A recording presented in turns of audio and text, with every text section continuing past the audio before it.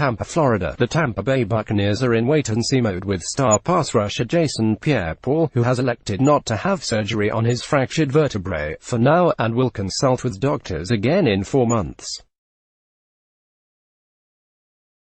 Pierre-Paul was involved in a single car crash on May 2. Here are some answers to questions that have emerged about the situation and what it means for Pierre-Paul and the Bucs. What is the timetable for Pierre-Paul and when could he see a return to the field? The best-case scenario, according to coach Bruce Arians, would be that he is ready in 5 to 6 months, which would mean a return by October or November. He can go on the active non-football injury list (NFI) during training camp, meaning he won't be able to practice with the team during that time, but he can still participate in rehabilitative and conditioning work with the training staff, depending on where he is in his healing.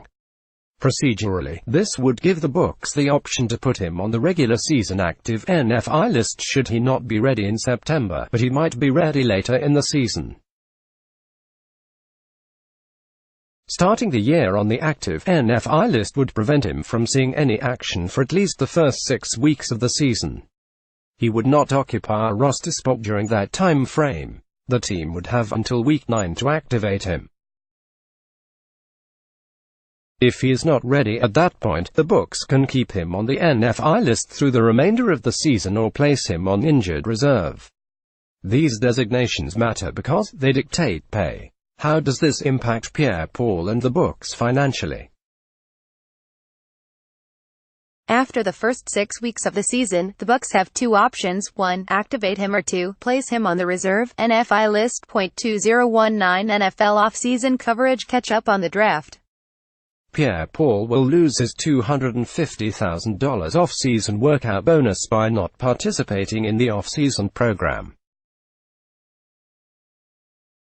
The Bucs already have paid him for the $7.5 million he earned in guaranteed money that was triggered March 15. If he is activated or placed on IR, which they could do if this was an on-field injury, he'll earn his weekly $360,294.18 game check, subtracting $7.5 million from his base salary of $13.625 million and dividing that by 17 weeks, plus his weekly $62,500 roster bonus. $1 million split across 17 games for whatever games he is able to play.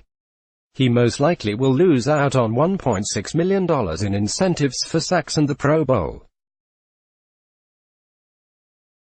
If the team decides to put him on the reserve NFI list instead of IR, they could theoretically save up to $6.125 million because they're not obligated to pay him anything, but as was seen with Kendall Beckwith last year, they paid him his full $570,000 last year despite being placed on NFI after he sustained an ankle injury in a car accident.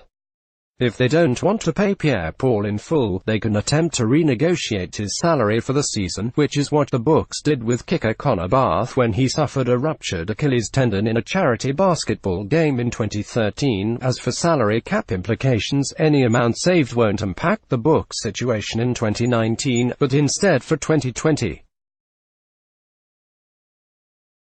The most they could save from the salary cap would be roughly $8.975 million next year.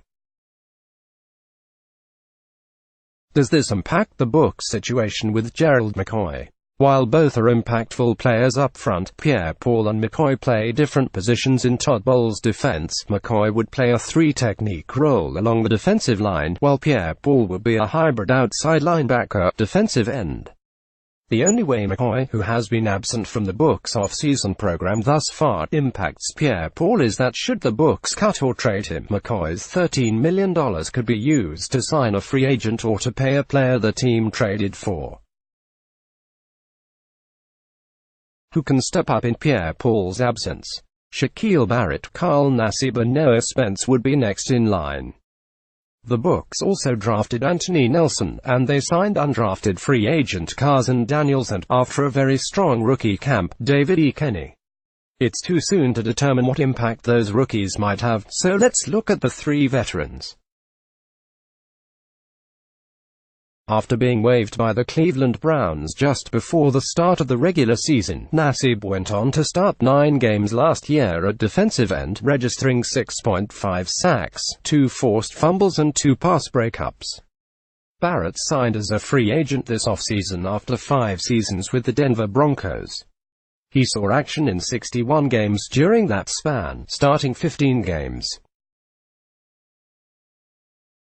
He registered 14.0 sacks with Denver, with his best year being 5.5 in 2015. Spence, a second-round draft pick in 2016, played nearly his entire rookie season with a torn labrum and still registered 5.5 sacks, although the injury forced him to miss most of 2017.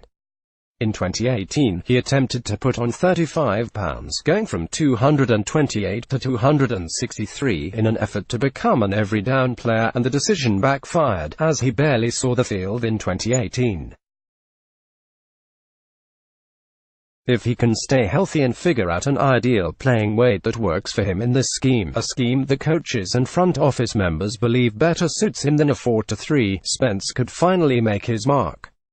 If there's concern that none of these players can step up, Arians said the team would look elsewhere. When I was in Arizona, every year that last week we would always add the missing piece, Arians said.